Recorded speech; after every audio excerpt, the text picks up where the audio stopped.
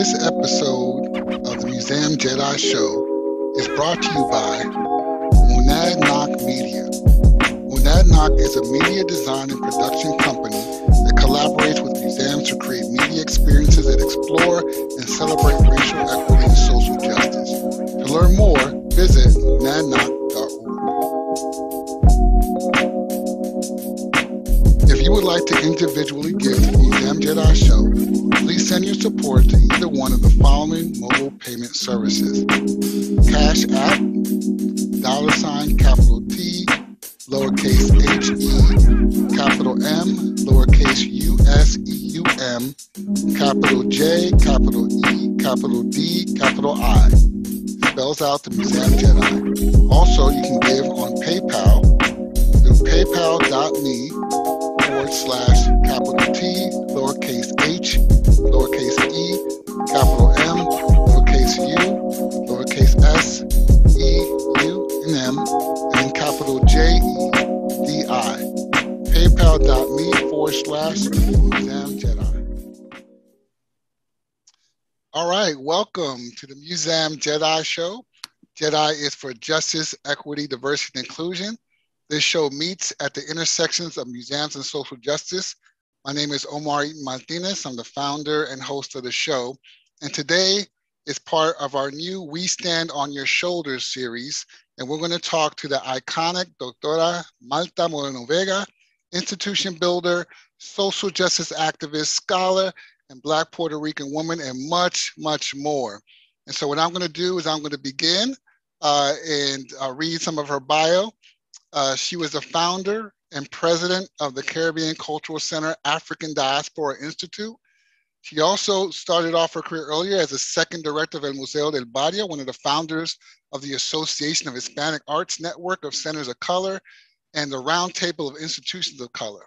She was also the co-founder of the Global Afro-Latino and Caribbean Initiative, a former program of Hunter College, Latin American and Caribbean Studies program. She is chief editor of Women Warriors of the Afro-Latina Diaspora, Arte Publico Press, and the author of The Altar of My Soul. She is director and co-producer of the documentary When the Spirits Dance Mambo, Growing Up Nuyorican in El Barrio. And by the way, Dr. Vega, my daughter read that and she fell in love with you, and has written a personal memoir by the same name. She's also the co-editor of Voices from the Battlefront Achieving Cultural Equity. For 40 years, she was the president of CCC-ADI. She cherished the time building that organization. She is no longer involved with the direction of the organization or the mission or programs, but she is presently the founder and CEO of Creative Justice Initiative and Corre del Afro, what we're going to learn more about today. Welcome to the show. Thank you for the invitation. Well, I've been following you for a while now, and I just wanted to take the opportunity to continue to learn from you, as well as share the wealth of knowledge that you have. And so my first question for you is, when did you decide that you were going to dedicate your life to art and social justice? And was it like a watershed moment for you, which you knew this was going to be your life's work? No. I feel that it just evolved because as a Black woman being brought up in El Barrio, New York, right? Puerto Rican parents born on the island. My dad was your complexion. You know, my mom was slightly lighter skinned. And the conversation always revolved around identity, about racism, about being Black, about hair, you know, about the injustices in Puerto Rico and the injustices in stateside, you know, so that in conversation, you know, my parents were very conscious of protecting us, you know, protecting my brother, sister, and I, you know, so my mom was in school almost every day to make sure that I was, you know, given the kind of education she felt I deserved. I'll never forget that story that you told in the Latino List, where your mother was in the school office with you, and all of a sudden she broke out speaking English. That was the best. That was a moment. That was a watershed moment. For those of you guys who are watching, you'll have to look up the Latino List, and I'll make reference to it later. But It was a tremendous story. I don't want to spoil it for I want you to hear it exactly how she said it. But talk to me a little bit about when your parents came from the island to New York. My parents came in the 30s. And they didn't come together, but they met in El Barrio in East Harlem. Okay.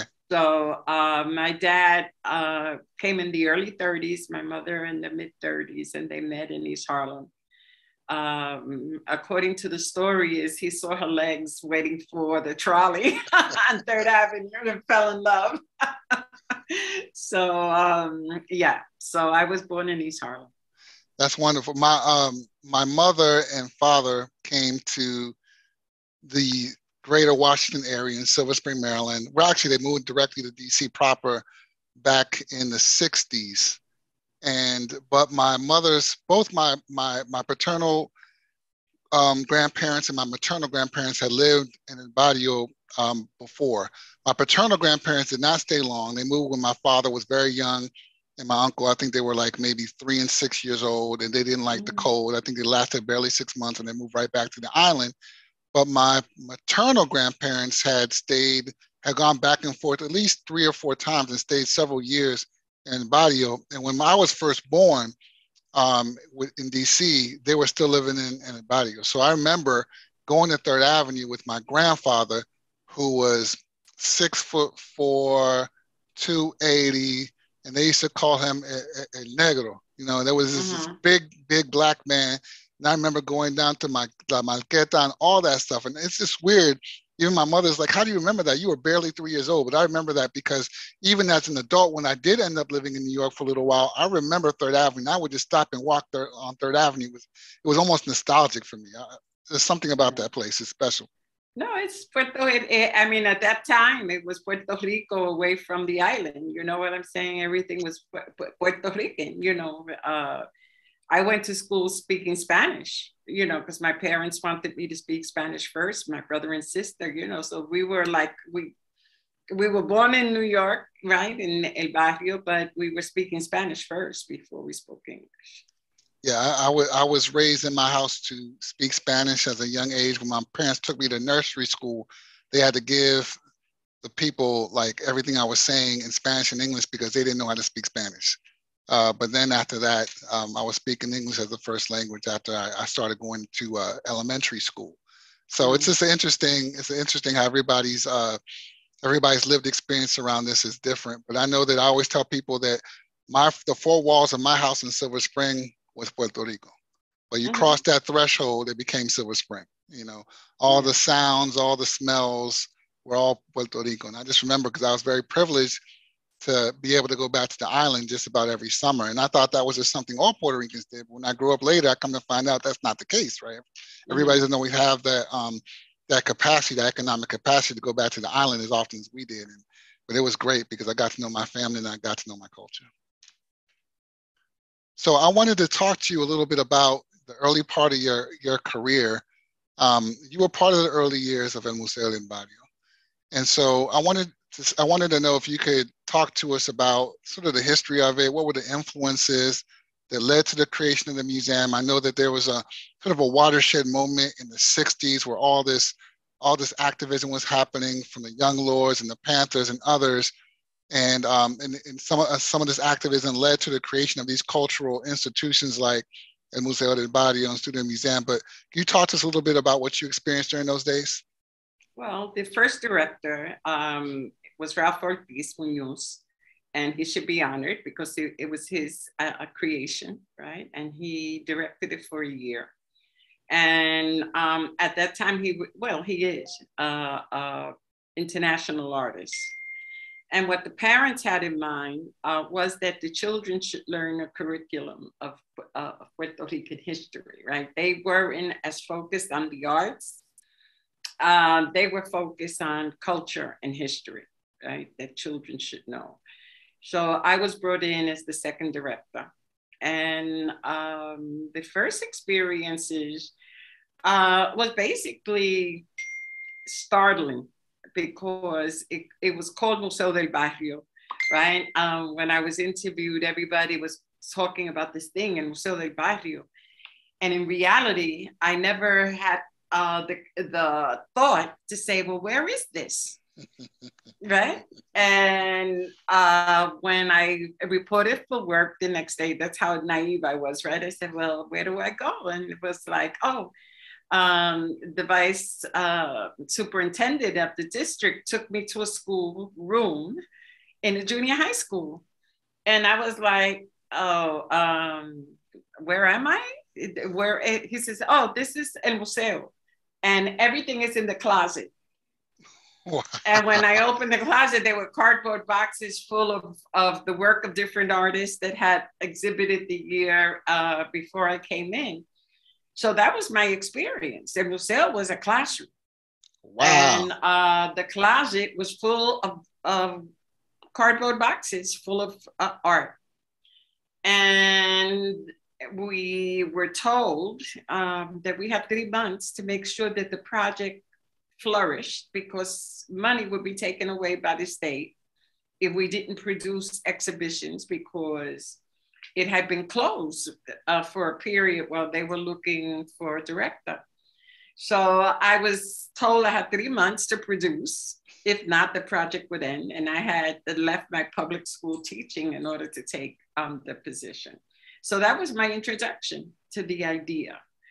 But that was probably the best thing that could happen, because in fact, I had to imagine what it would be and what it would become, while having sort of the 3 months hanging on the back. Like, if I don't produce, I'm out of a job. Right. So it forced me to think. It forced me to research. It forced me to sort of design at least the foundation of what the institution would be. And we weren't even thinking of it as a place, but it became a place, right, as we developed. So through your vision, things started to happen. But I don't think I knew this about you. Are you saying that you started your career as a public school teacher? Yes, as a public school art teacher. So did I. Yeah. I was a social studies teacher. And I taught in IS 111 in Brooklyn, in Bushwick. And then I taught for some years in the South Bronx in a place called the Bronx Regional High School. So it was an alternative high school.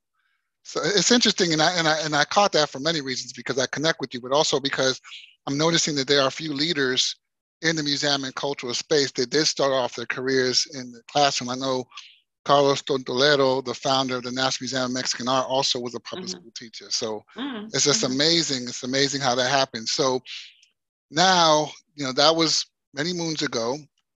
El Museo del Barrio, let's just say it's changed, right? I know that you had some really sharp critiques about the changes, and I was wondering what sparked you to write, to critique against El Museo del Barrio, or the 21st century version of El Museo del Barrio? Well, we developed it, as you said, during the period where there was heightened awareness of racism and inequity and injustice. And not that there wasn't before, right? Because there was the civil rights movement. There were many movements before that heightened the issue of racism and discrimination.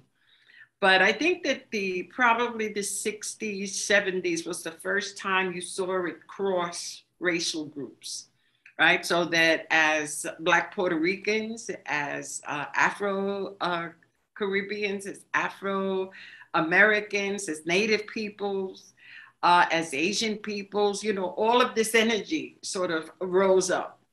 And we all understood how overt racism and how destructive it was to our communities. So that across the nation, you had this uprising of voices that spoke to justice, spoke to the value of our people, how our people were being disenfranchised, and how racism, right, was playing itself out in every aspect of our life. Be it education, be it housing, be it job opportunities, right? Educational opportunities. We understood the level of systemic racism, and we stood up. And thanks to the civil rights movement that we all grew out of, right? we understood it clearly. We understood that the words of Malcolm, the words of Martin, right? The words of Evelyn Antonetti, of Antonia Pantoja, you know, all of the people that surrounded us, our elders, right, were battling, right, on the front lines. And we battled with them and they protected us. So that was a moment, like we're going through a moment now, right? And we have to understand that these movements and these moments are all connected. They're linked like a chain, right? So that in creating El Museo, it wasn't me, it was a team of us that, you know, believed in that dream, right? You know, there's always different people, you know, like always people tend to sort of focus on the person that's more visible. And I always take issue with that. Because you don't develop anything by yourself. True. And anybody who says, you know, like, I did this, I did that, then you have to be wary. Because to me, if you don't have a team around you that supports the vision and feeds into the vision, expands it, grows it, takes out the pieces that need to be taken out, you wouldn't be able to do what you do. That's true. That's true. It's the idea of a collective action. Which is super powerful in the social justice work that I've seen you do. And then when you give that such a clear understanding of how it began, what do you think caused it to be the way that it is today? I mean, obviously it's there's a lot more money involved with the operations of the museum, but it seems like it's not what you started. Well, it's not, and it shouldn't be.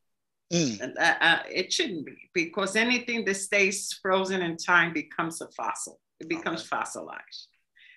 My issue was, and is, right, that we built it as a Puerto Rican museum.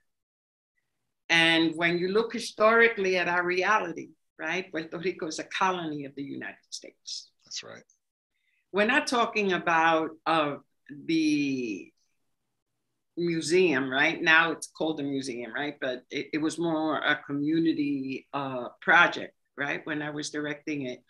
What we had to understand was that as a colony, certain things were happening to our people and are still happening to our people.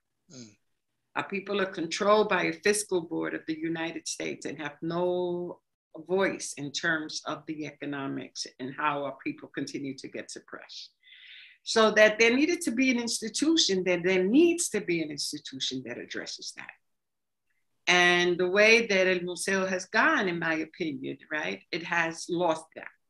It has lost that history, that legacy that we need to still combat and deal with and be involved with if the island, right, and our people are going to be free, right, and are going to have self-determination. So that when the institution changes to an art museum without purpose, without intent, without the responsibility of what it is to be Puerto Rican, it becomes an art museum, right? I have nothing against art, you know what I'm saying? But art that does not do the change that needs to happen, that does not confront and challenge what our people are going through, becomes a decoration. And, you know, for me, that's pretty, but it's not intentional to create change.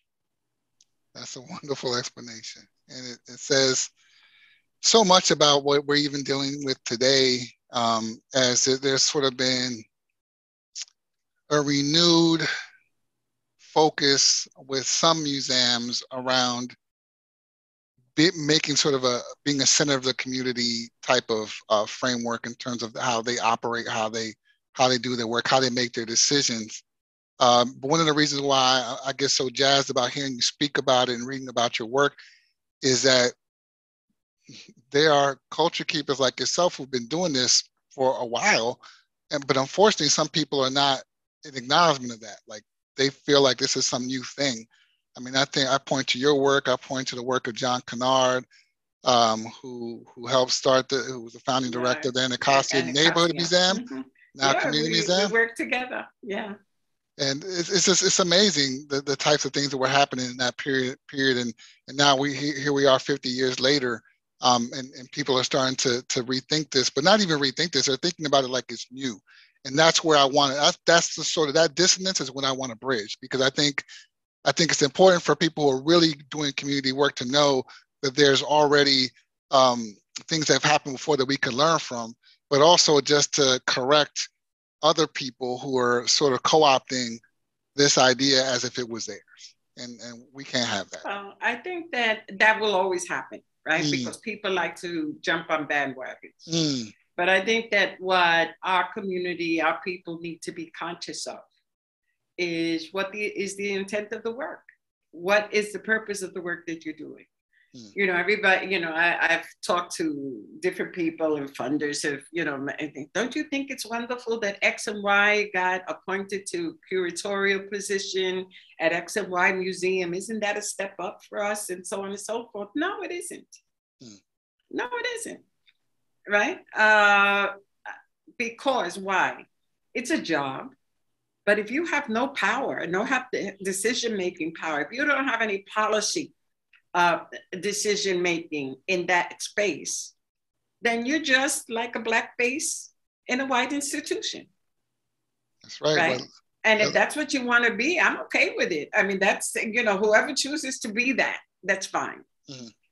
When we build our institutions, we didn't build them to be that. We didn't build them to be museums, because we were very clear that many of the museums that are now trying to do community work are the museums that stole from Africa, that stole from our people. Yes. Right? So now the gesture is being made, oh, we're returning this statue, or we're returning this bronze head, and so on and so forth. You stole it in the first place. You know it was stolen.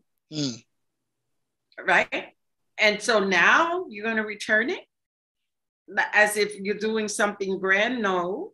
You know, our people who are in those spaces need to understand what the history of those locations are. Now, if you choose to be there, and if you choose to create change, right, then you have to stand up, and your job is at risk. Now, you need to decide if you're willing to do that. That's right. But to be in a museum that has been complicit, in white supremacy, has been complicit in marginalizing our people and our art and our aesthetics and the way we see the world and our beliefs, then you have to hold yourself in question of what's your purpose. What's the purpose of being a paper curator, right? Or being a paper professional, you know, that's what we're talking about. I mean, I don't have an issue with anybody having a job. I'm just saying, what's your purpose? What's your intent? You know what I'm saying? And if your intent is not creating change, and I would argue that in most places, if you look at the boards of directors of these sort of traditional high art, whatever terminology you want to use, you may have a token representative, but you never have the majority vote being our people, the diversity that we represent in this nation. That's right. So then what are you doing? You know, why are you there? Right. Right. So, you know, those are the issues that people have to address. I mean, I worked for the Met. I was a multicultural coordinator for this or that, and so on and so forth.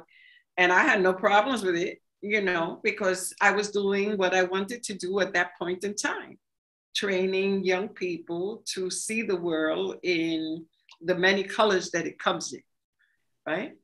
And that was sort of the period of the 60s and 70s where these minority fellowships and minority, you know, but then they disappear for 10 or 15 years. Then all of a sudden there's a rise again of, oh, we better do better by people of color, right? So then new programs come up, and we're in that phase.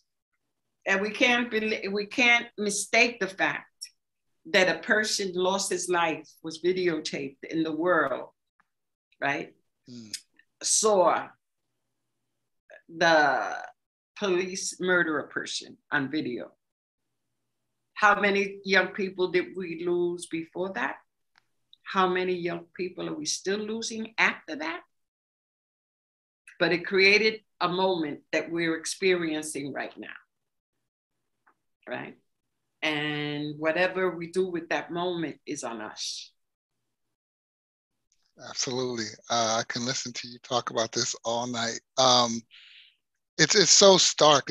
I mean, I'm cut to pieces right now because I certainly have had all the, like, what is my intention, right? What is your purpose in this space? And if you go into a predominantly white space, you have to go in there with an intentionality, or else you are absolutely complicit in continuing white dominant culture and supremacy, which is counter to who I am, and I'm sure counter to many people who'll be listening to this podcast.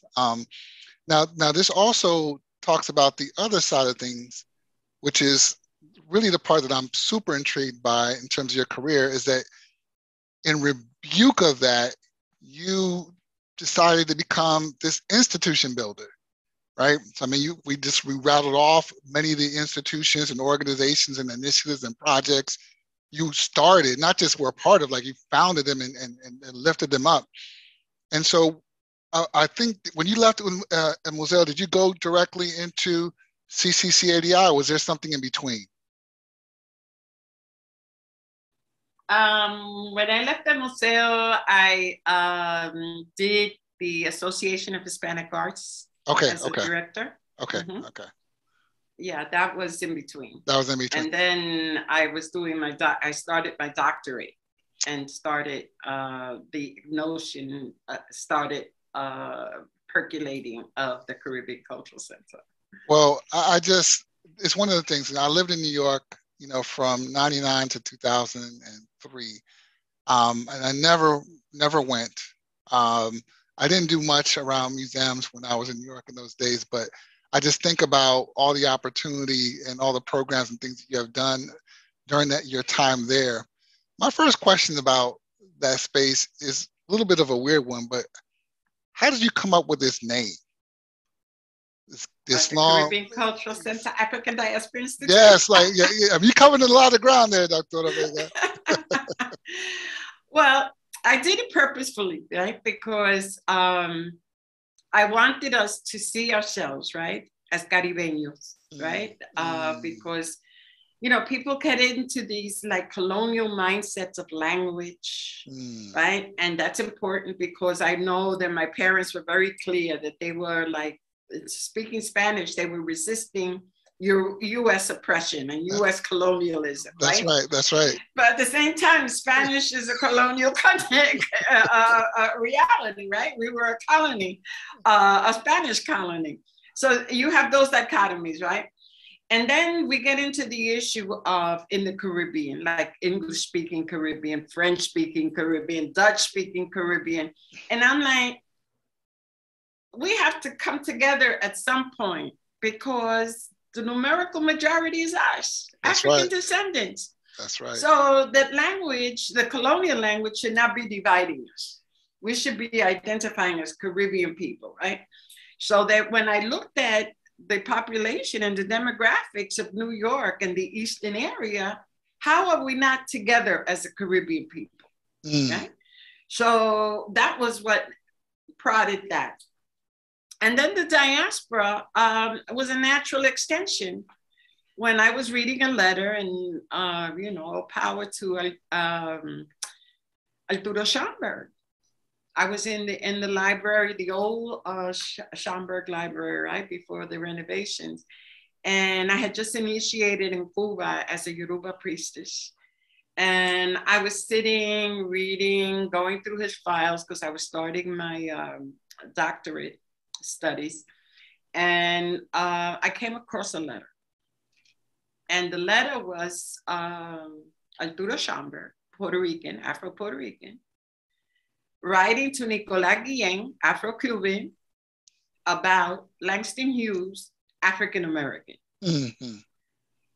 I read that letter and my mind went like, yeah. There was the diaspora. I said, like, in a letter, not in an internet, not in a text, In a letter, he wrote to Nicolas Guillen and said, my brother, Langston Hughes is going to Cuba. I want to make sure that he sees the African community in Cuba. Wow. Right? I was like, that's it. That's what I want to happen. Right? He did it. He did it in letters. Right? So that was the extension to the African Diaspora Institute, that letter. Mm-hmm. It wasn't my idea. It had already been in play. It had already been in play with Zora Neale Hurston, Katherine Dunham, W.E.B. Du Bois, right? And that letter just made it real for me. And that's when I added the African Diaspora Institute. I love it. I love that story. And it just, I don't know, like I feel like there's so much around diaspora, Pan-Africanism, even maybe more specifically the Black radical tradition and things that we all connect with that we don't talk about enough, especially in the museum and cultural space. And I love diaspora. I think one of the biggest aha moments I had in my life was when I discovered who Arthur Schomburg was, right? Because that's how he was presented to me. And then when I found out it was Arturo, and then when I found out he was Black, Puerto Rican, I mean, my mind was exploding in the same way that your mind was exploding when you saw that letter. And I've never been the same. Like I've never been, and then to find out his story and, you know, how he collected all these books and how he really led and helped and assisted the scholarship of people like Carter G. Woodson and John Henry Clark and all these great scholars. It's just amazing to hear his story. And I love that you connect with it. He was amazing. He was an independentista. I mean, when you look at him as a kaleidoscope, right? He went to New York as an independentista to fight for the freedom of Puerto Rico, right? He gets hooked up with the movement, the Harlem Renaissance, right? And when you look at the Harlem Renaissance, Caribeños, Spanish, Afro-Americans from all over the world, right? Right. And then, you know, the library begins to emerge. So this man was like a powerhouse, right? And we need to understand him as a powerhouse. And the Harlem Renaissance as a powerhouse, because again, the Harlem Renaissance kind of invisibilizes that you have people like Locke from the Caribbean, you know, different people from different islands present there in Harlem, right? Developing intentional art, right? So I've never seen myself, you know, as a museum person. And I wanted to ask you about that, and please say more about that. Well, I think that, as I said, when, you know, I was at El Museo del Barrio, I said, I better research museums, right? I better, you know, learn more about, you know, because the parents called the project, and remember it was a project then, right, a school project, right. State education school project. Right. Called it Museo del Barrio. They named it Museo del Barrio. Why did they name it like that? Because they knew the Studio Museum in Harlem and West Harlem was developing. So they wanted East Harlem to have a museum too, right? Oh, wow. Right? So remember that Studio Museum starts in loft with artists, right? And so, but they didn't do the research. They just knew that there was a Studio Museum in Harlem, so they were going to do a museum too. And so they called it a museum. And as I said, it was a classroom with a closet. So I think that for me, when I started researching museums, right, what there was only the sort of Eurocentric museums. And how do they develop? They develop with people's collection, with people hiding their collections in tax shelters and all of that. Yes, sir. But museums, they don't start because of art. Art is a byproduct, generally, right? We're talking in generalities. Sure. So to give it this aura of being so classical and being so special, right? To put it nicely, Also, we have to look at where did all of these artistic donations come from? How is it that, you know, you go to the British Museum and you see Arawak objects that you would never see in Jamaica, that you would never see in Puerto Rico, right? How is it that you can go to the basement of some natural history museum? I remember one of the first things I wanted to borrow was from the Natural History Museum in New York. And I said, well, if we're going to do this, we need to look at history. We need to look at history, right? So with the Native American populations, I wanted to know about the Arawaks, I wanted the Neris, right? The Tainos and so on. So I was researching because I had not learned that in school. And so between my trips to Puerto Rico, but trying to create an exhibition in New York, I talked to all of these anthropologists. I go to the Natural History Museum. I say, I understand you have semis, right? I would like to borrow one or several for, you know, the school project, which is El Museo del Barrio. So they take me down to the basement. These semis are piled up on top of each other with stone belts, all with no labels. Wow. And understanding that we were not a museum, right? The parents had named it. I said, I'd like to borrow some objects so that the children could see the legacy, the heritage in the objects that were developed by Native people. They were like, no, you can't borrow this. And I was like, excuse me? He said, no, this is a collection of the museum. It's You're not a museum. You're not accredited. You're not Oh, wow. And I said, you don't even know what these objects are. Exactly. You have them tossed in a pile of dust that has been collected for ages, and no one has looked at this. So I raised holy hell.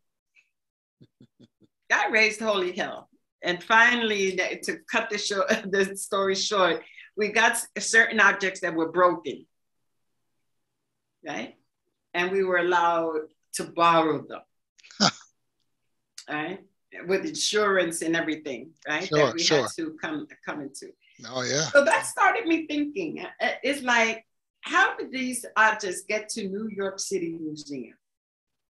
The Museum of Natural History. How did they come here? How did they get here? What's the history of these objects, right? And that's what everybody should do. Look at how the objects got into those places when they don't belong in those places. That's right. Right? I felt the pain of Native peoples when they talked about their bones being at the Smithsonian. The bones of their ancestors. How did they get there? Burial grounds were violated. That's how they got there. How did the Ifa boards of the Yorubas get into the Met? Right? The violation of burial grounds. And you're telling me these are high art museums that I want to get into? No, I do not want to get into those spaces. That is so sharp and telling. When I'm thinking about all that you share, it really speaks a lot to this next question already, and which is really, I don't know of anybody, I can't think of anyone in this space, in this cultural space, that has a career trajectory the same as you do, especially as it pertains to institution building. And so clearly building your own institution is important to you. And so my question now is, what led for you to build so many? Like, is there, I'd imagine there's sort of a creation story after each one. You talked a little bit about CCCADI. Talk to us a little bit about your current project now with Corredor Afro. What led you to do that project? Well, I've never intentionally built any institution. That's the other thing. It's just that the moment in time kind of evolves. That and when let me take a step back. When I learned that to build a nonprofit, you just need 3 people, right? And you need an idea, and you put that idea into play. And I think that when you look around and you say, well, this doesn't exist or that doesn't exist, does that not exist for our people? That's the question. Right. Right. Right. So, and that's the framework. So, you know, for me, there wasn't a Caribbean cultural center. I looked around and there wasn't one. And when the experience of a museo wanting to borrow objects, I said, why do I have to go to the Met to borrow an object? Why are those objects there? Right. I mean, when we were building a museo, and I always have to mention Irving McManus and Lowry Sims, who were in the community division of the Metropolitan. I saw Harlem on My Mind, the exhibition Harlem on My Mind. And I had just been hired by El Museo, by the parents, and Black artists were picketing the museum because none of their work was on the walls of the museum. Except for Van der Zee, the photographs of Van der Zee. There were no artists in the exhibition, Harlem on My Mind. They were large murals, photographic murals. And when Hoving, then president, was interviewed, he said that Harlem was the art. Right? There were artists picketing. You know, look at the photos of all the artists picketing the Metropolitan Museum. I've seen them. Right? So you say, how is it that they could create an exhibition and not have the artists of Harlem there? But Harlem is the art. Right? So I decided, I said, why don't we have a Puerto Rican show? So I went to meet with, what was his name? Parker. I'm blanking on his first name. I think it was Harry. Parker, head of the education division. I said, I want a Puerto Rican show. You have Harlem on My Mind? I want a Puerto Rican show. And he said, oh, well, we can give you the community wall next to the cafeteria in the basement. I said, we want an exhibition. So he was like, that's not going to happen because of all the reasons, you know, that I'm not going to go into. And I said, I can bring 1,000 artists to picket. You see all the picket you have, Harlem on My Mind? I'll triple that. Now that was total lie because I didn't know that amount of artists. I was just like, I was fronting. I was like, all these Harlem will be in front of your doorsteps. So then that started another conversation and another conversation. And to make a long story short, we created an exhibition in collaboration with the Met of 11 institutions, international institutions that brought together the artwork of Puerto Rican artists. Right? And many of the major art objects of Campeche, of Oyel, were exhibited at El Museo del Barrio for 3 months and then at the Met for 3 months. Wow. Right? That catalog is in the collection or the internet collection of the Metropolitan Museum. So why did I say that? Because yes, it's important to have your art in those spaces. I'm not saying that it's not, but I'm saying it's more important for a young to walk into a Caribbean cultural center, a Corredor Afro, and see themselves reflected, not only on the walls, but the staff. Not only walking through, but being able to sit down and not be told, you know, get up. Right. Right? That's right. That's why you build institutions, because you want your people to know that they exist, not as an afterthought, but as the central thought.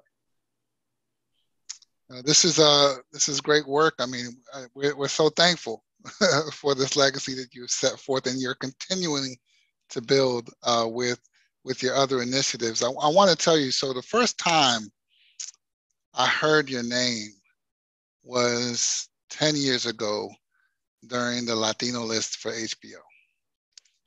And I was looking at that, and at the time, I believe I was still working with the National Park Service, and I was supporting, I think we had already started the support of the Office of the National Museum of the American Latino, which is now something that's going to be in existence as of earlier this calendar year. And I've always been very aware of who is in the room and who is not in the room. And so I'm looking at this Latino list, and I'm looking a lot of white presenting people, and then comes you. And you just put the biggest smile on my face. You put the biggest smile on my face because not only did you represent me and us, but you did it with such grace and such power. Like people play that clip all the time. I don't know if you know this, but like people play that clip all the time because it's just so much personality and so much. It's just so compelling, the words that you shared, and it was so sincere and effortless. And so I just want to thank you so much for that. I mean, it brought me great joy that I could point to someone in our field that I have a shared heritage with. So I guess my question leading up to that is, talk about in these cultural spaces, whether we want to use nomenclature like the museum sector, cultural center sector, whatever we want to call it. How have you been received by white presenting Latinos or African Americans, right? Because we kind of live in this interstitial space sometimes in the middle between these two spaces, and we get rejected by both. How has that impacted you in the work that you've done?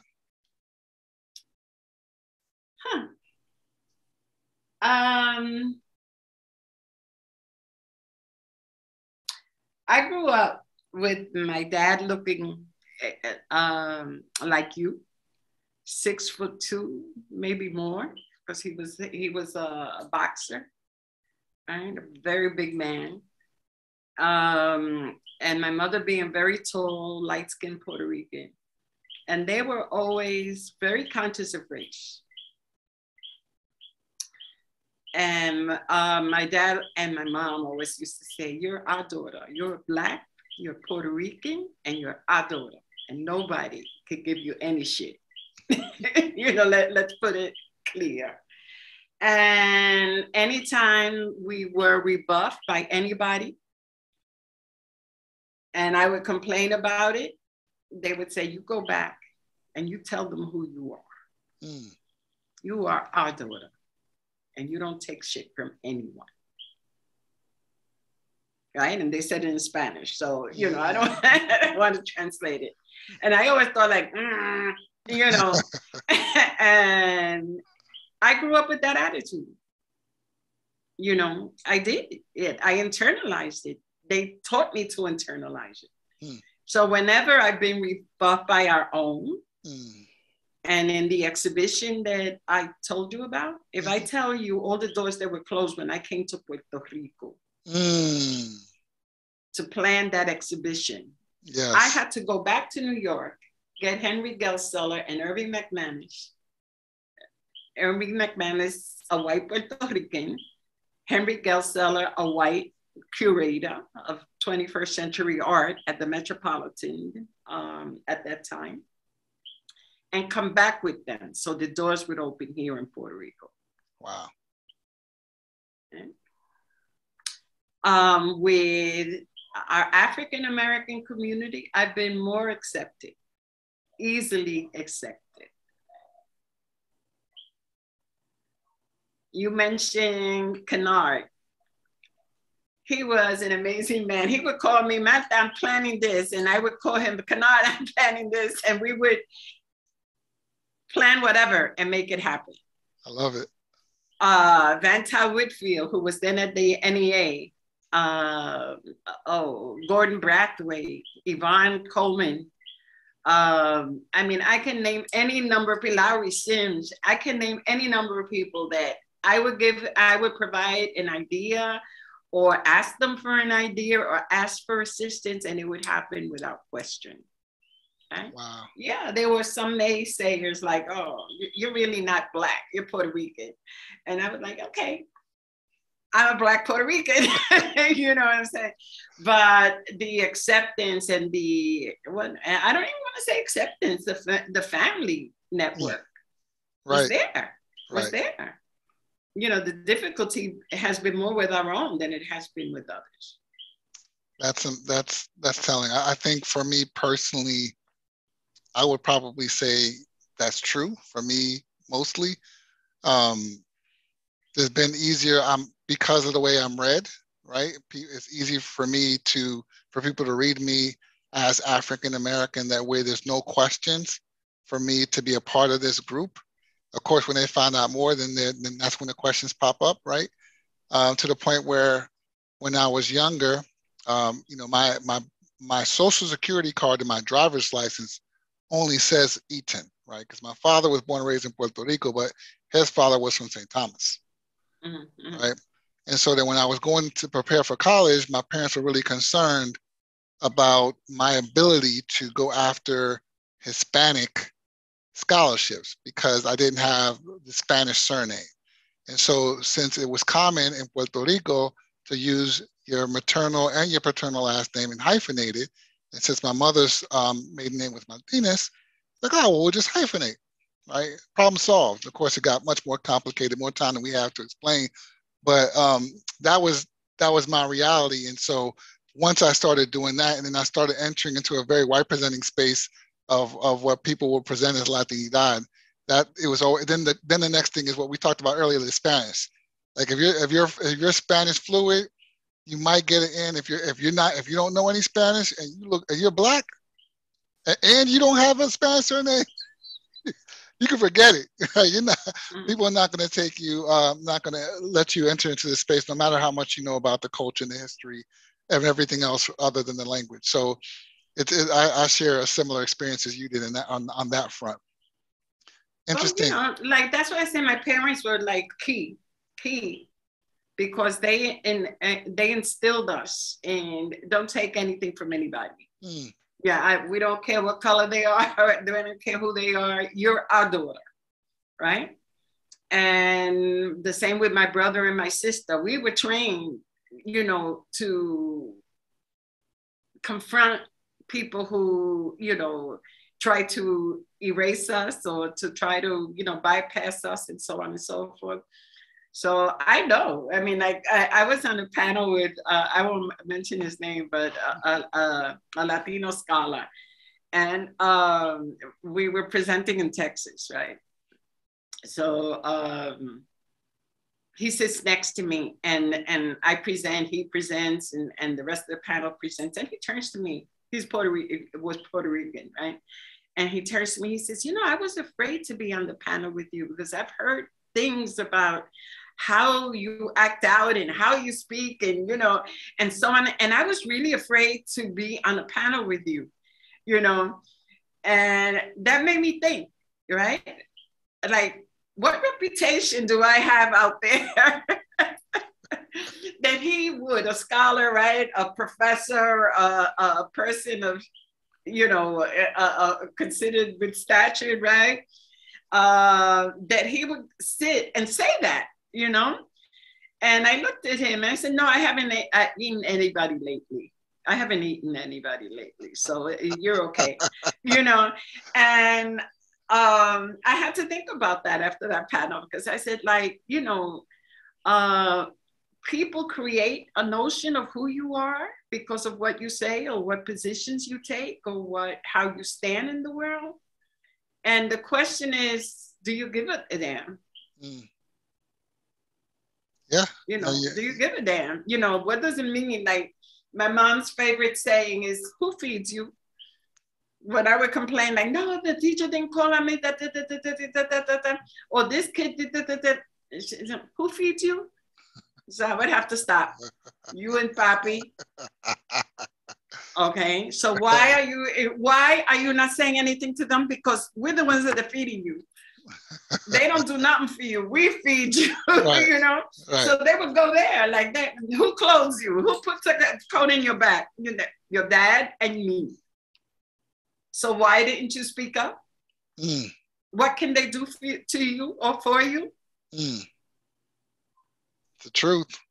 You know, it's people are always leery of truth tellers and disruptors of nonsense, right? People are just always leery of people like that. And so for me, it's a marker that you're doing exactly what you're supposed to do. If that's what people are saying, you're on the right track. That's it. That's it. You know, like, and that's the lesson. You know what I mean? That I think that sometimes we're taught to be silent and taught to not say or talk back and so on and so on. My parents were not that. Mm. My dad went through so much racism. I mean, he had a third grade education, you know, and he valued education. He valued learning. He valued being present, you know, for his children. And my mommy wasn't, you know, so their thing was like, we feed you, you know, we give you your clothes. Why are you letting those people talk to you in that manner? Or, you know, letting it slide, go back and check it. All right. All right. Know? Exactly. And that's what we have to teach our children. Check when you are disrespected, when you are invisibilized, when you are ignored, right? By your own or whoever. That's right. You have to rebuke erasure. It's so important for us to continue to center ourselves. If we don't center ourselves, we can't expect the other people to. Exactly. Well, so when you were thinking about creating the Creative Justice Initiative, what was missing in the sector, in the world, that you felt like you had to start that work? Well, I think that all of us were feeling under the previous administration a void of people talking on it. And I'm not a politician. I'm not a political person. I don't follow parties. I don't follow anything. But I do listen to the news. I do read the newspapers, right? Mm-hmm. And I kept seeing all of these appointments of people who were heading institutions that were destroying those institutions and had no expertise in those institutions. And I looked around and I listened, and I just heard whispers sometimes of people saying, well, this doesn't sound right. Why is the person heading environmental justice have no knowledge on the environment? Look at all of the appointments that were made. Yeah, I agree with you. From what I remember, it was all exactly what you're describing. And I'm like, why are we not talking on this? What does it mean for our kids? What does it mean for us that fought during the 60s and 70s and 80s to have certain things in place? And now they're being destroyed in front of our faces. Wow. Look at abortion rights. Today, a Supreme Court is upholding decisions that a woman can't have control over her body. Didn't we fight for that in the 60s and 70s? Didn't we take to the streets? What about the right to vote? It's in jeopardy in 2021, going into 2022. And everybody's going like, this is happening. Right. Where are the voices standing up for this should not and cannot happen on our watch? So creative justice was just the need to have these discussions. You know, I think that somehow we haven't been taught, you know, and again, I go back to my mom and my dad. They were like, think about it. How do you get out of that? You know, and the question becomes, how is it that we're not thinking of those realities that we're facing? And what do we do to correct them? And what do we galvanize to correct them? You don't go to who's oppressing you. that wouldn't work too well. Well, that's what we do. Right? We go to who is trying to shut us up to convince them, knock, knock, knock. Please don't hurt me.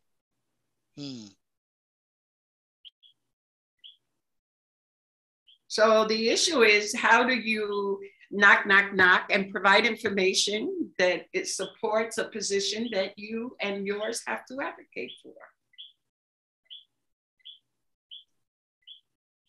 And how do you see that work, or maybe other work that's a lot adjacent to that, in terms of like having critical dialogue with folks? Like, it's one thing when we're having, like, first of all, before I say anything else, I participated on some of the virtual panels that you guys put together, and I thought they were amazing. I learned a lot about different topics.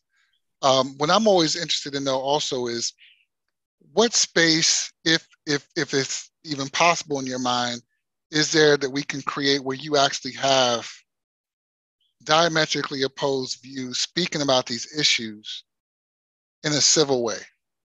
Or do you even think that's possible? Well, it depends what the issue is. I mean, I was listening to MSNBC the other day where a teacher was fired because he was asked to teach about the opposing view to the Holocaust.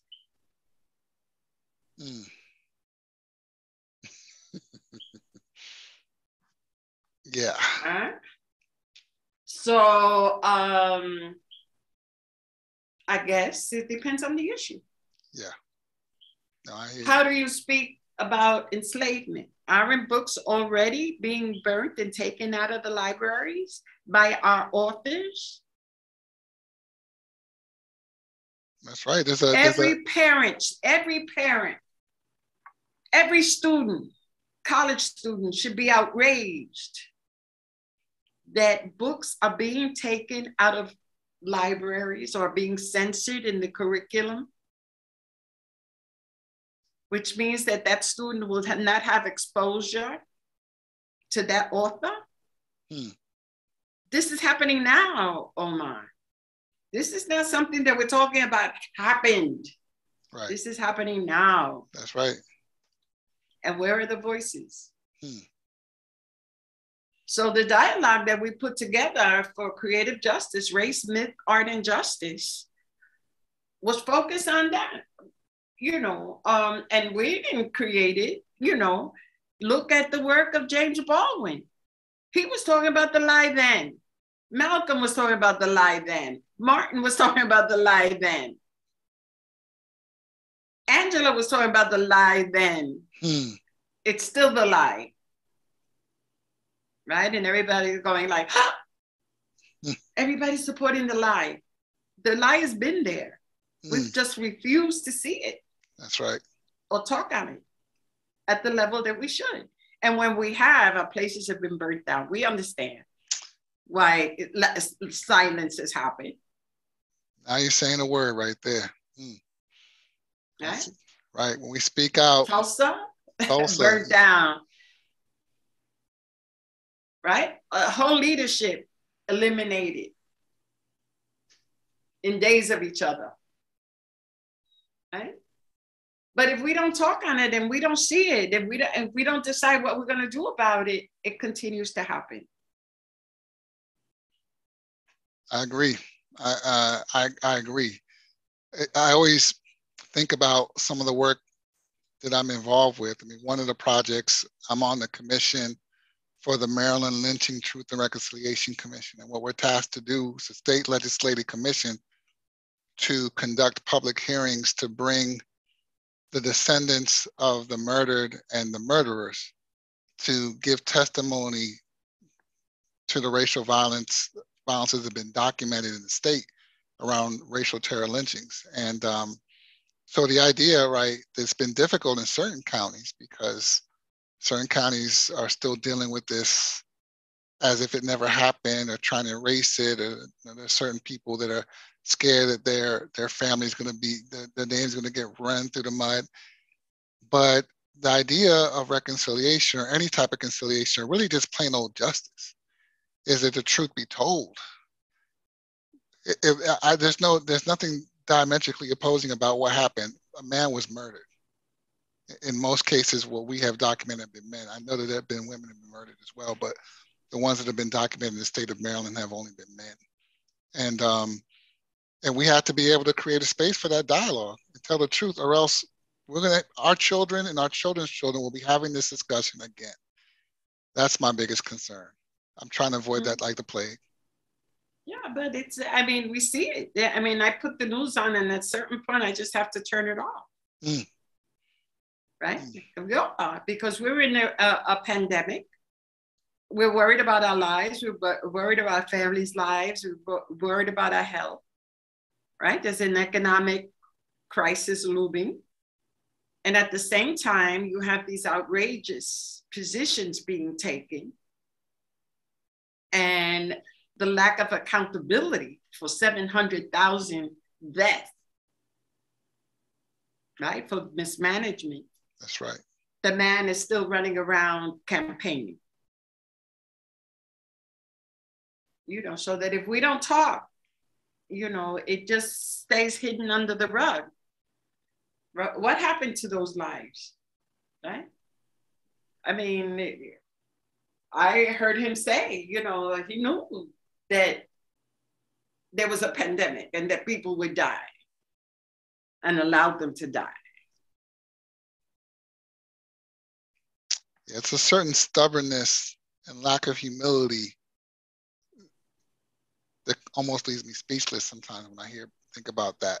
And that's what we want. We want empathetic leaders. When I look at your career, all I see is empathy throughout it, because you have to have that type of empathy to be pricked to do the work that you've done and continue to do.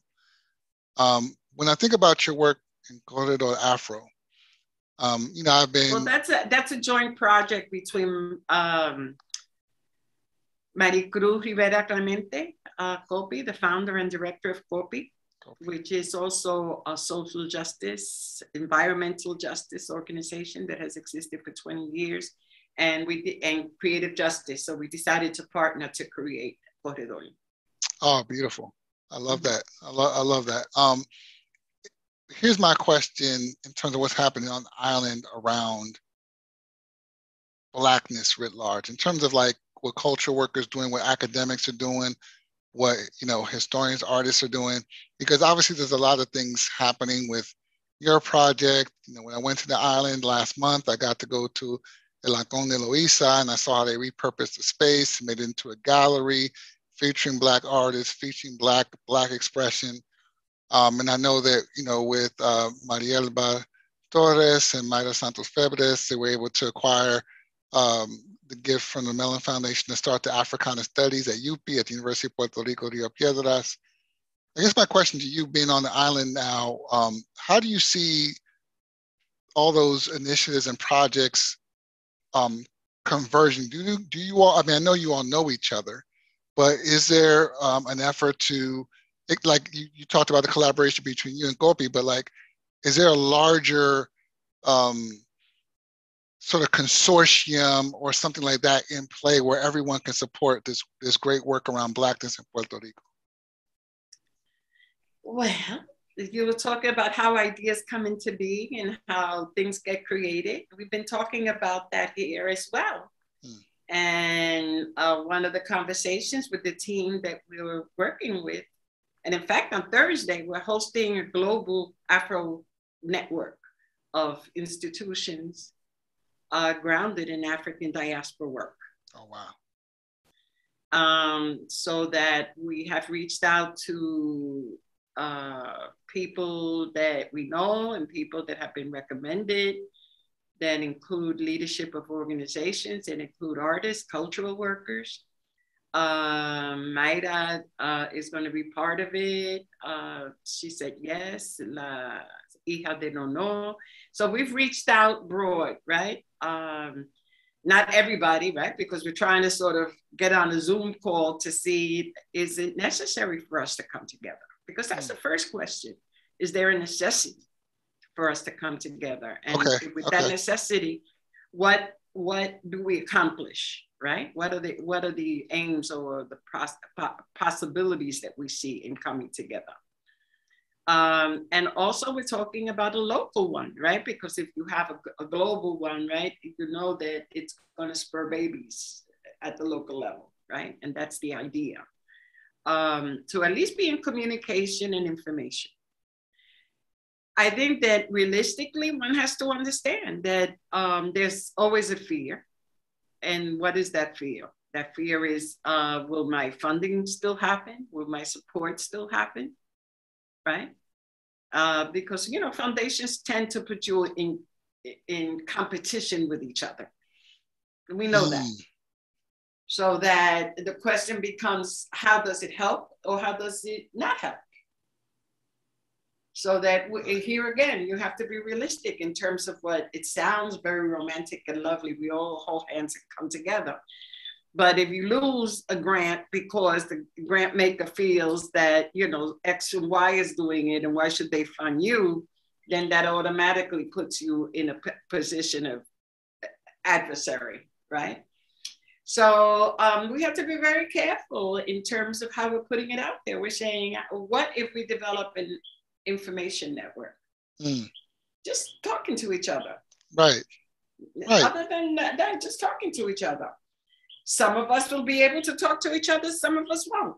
So then whoever is not able to communicate in this space, then create another space to communicate. I don't have the dream that all of us 100% are going to come together. No. But I do have the dream, and this is why, you know, we're calling this conversation, is that at least we can have an initial conversation to decide if we should have other conversations. Right. And those that feel that the conversation is good and want to be part of it will stay, and those that don't will move on and create something else. And that's good. And that's what it should be. I think that's important. I think it's important to have that clear communication, especially around this collective effort, because I can tell you, you know, I've talked to many different people, some of the names I've already mentioned and others who've approached me, you know, for, you know, from help and for some consultation. And the projects, although none of them are just alike, they're different enough, right? But there's certainly a common thread.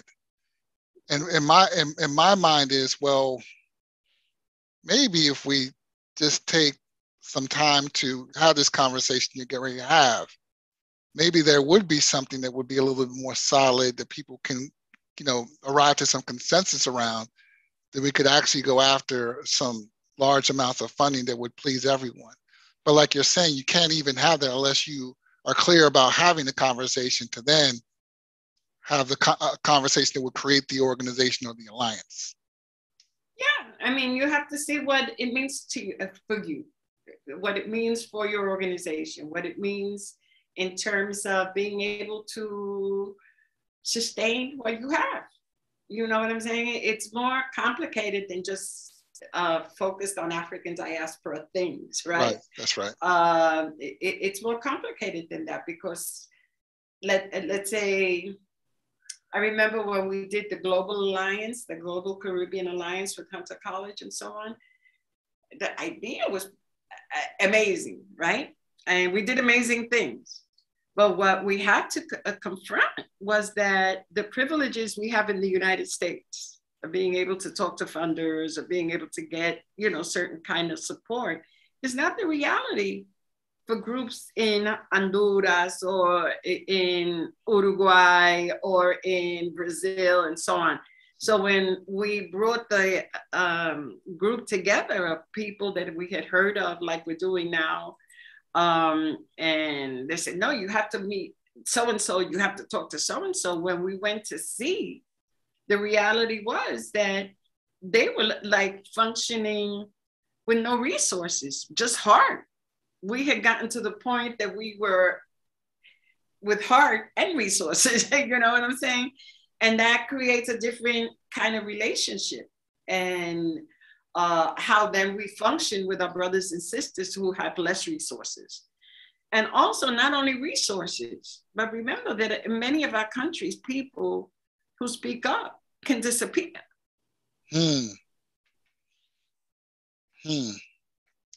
You know, so we can't be romantic and think that, you know, the stateside reality is the reality for everybody. That's right. People can be disappeared. Yeah. Right. And True. so we have to take all of those variables into account. You know, we can't be romantic about, no, let me take that back. You can be romantic about certain ideas because that's what gives you hope, but then you have to be realistic in terms of how you make them work. So that balance of romanticism with realism and really being clear about and intentionality, because that's been a common thread in this conversation too. Be intentional. Intentional is key.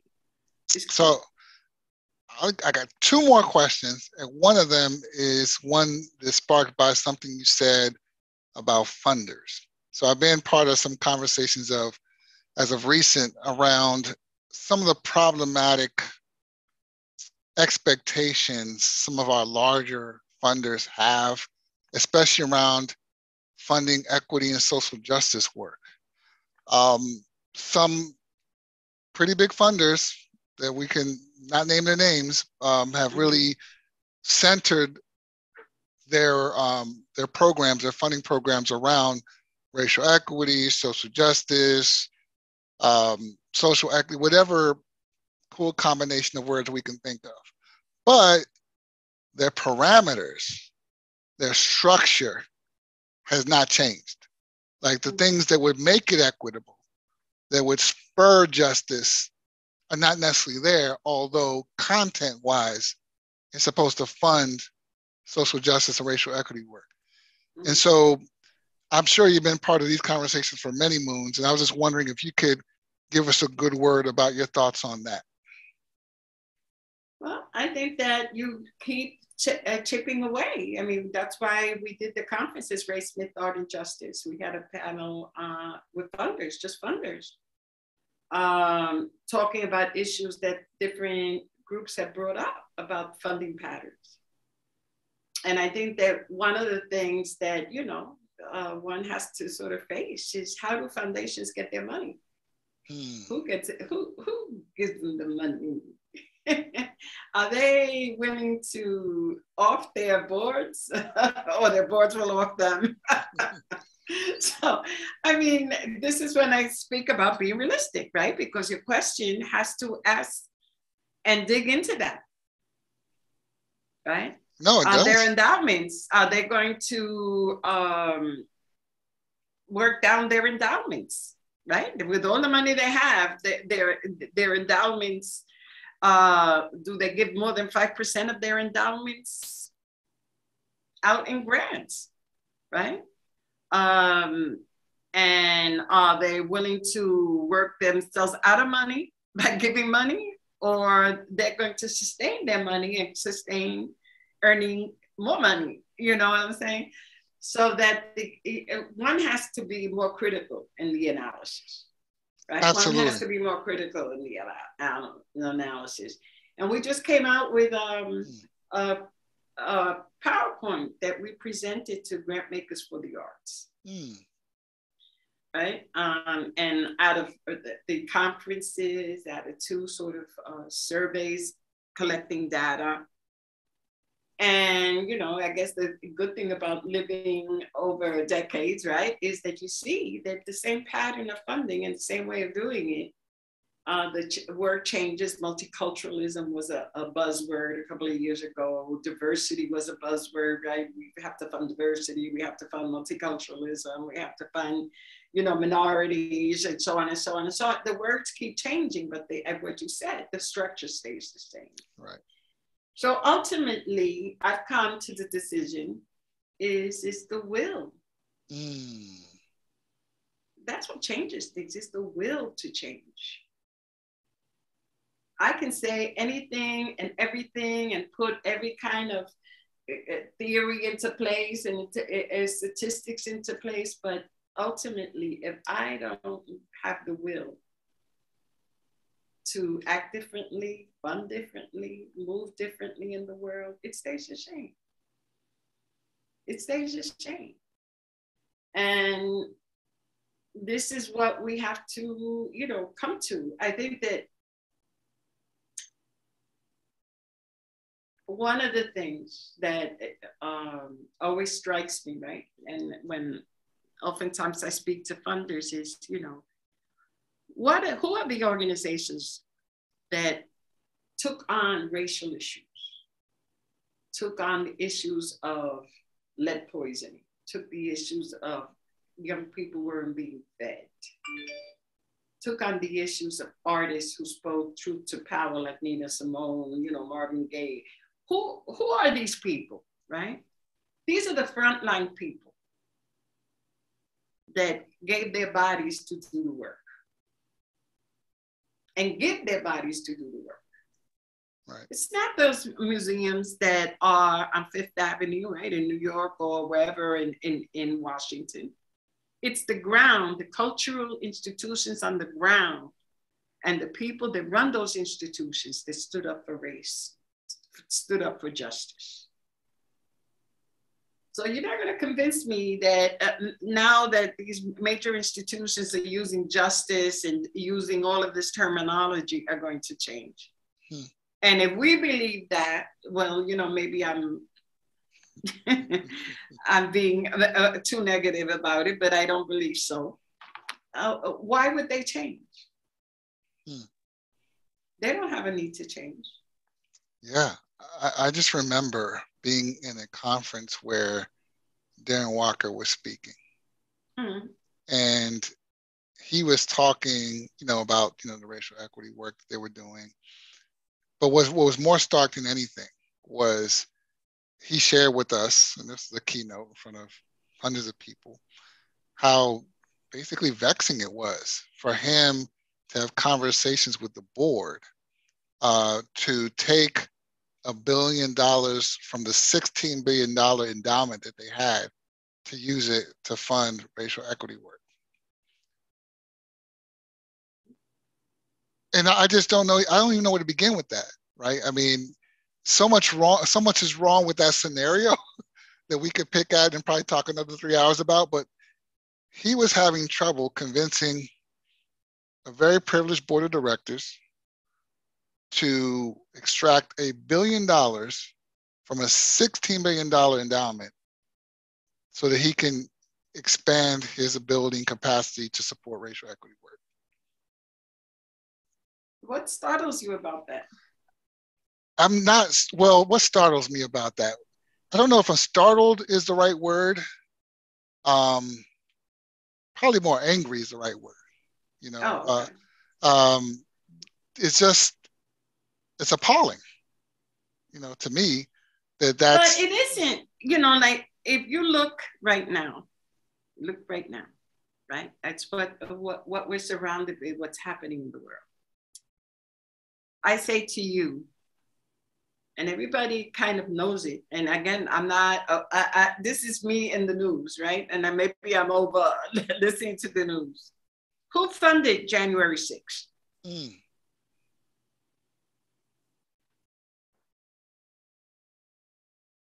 And silence falls over the crowd. Right? Yeah. Who took objects that didn't belong to them and put them in 4 walls?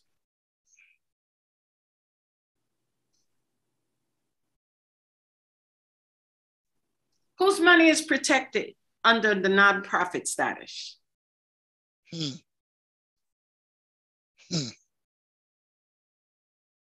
These are questions that you have to ask because you can't move in the world with mythology. True story. Absolutely true. You know what I'm saying? And I'm not saying you don't ask for money, but at least know what the relationship is and who supports that relationship. Absolutely. And I love Darren.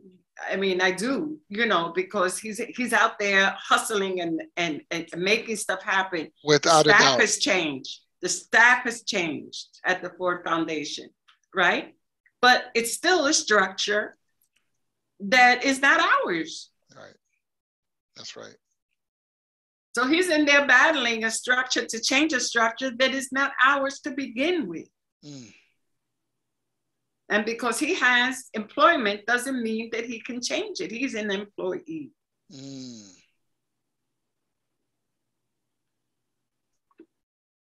It's the real truth. So we have to stop the mythology. We keep, oh, no, we have a curator. Oh, she's so fabulous. Oh, he's so fabulous. And so on and so on. That person is an employee and has whatever power the supervisor provides. Those structures are super rigid. So the question becomes, and any job I've always taken, I'm like, what power do I have? Tell me what the limits are. Well, tell me where the boundaries are. And then I decide whether to take it or not. That's right. So then it goes back to your question. Why do I build institutions? That's right. Right? That's right.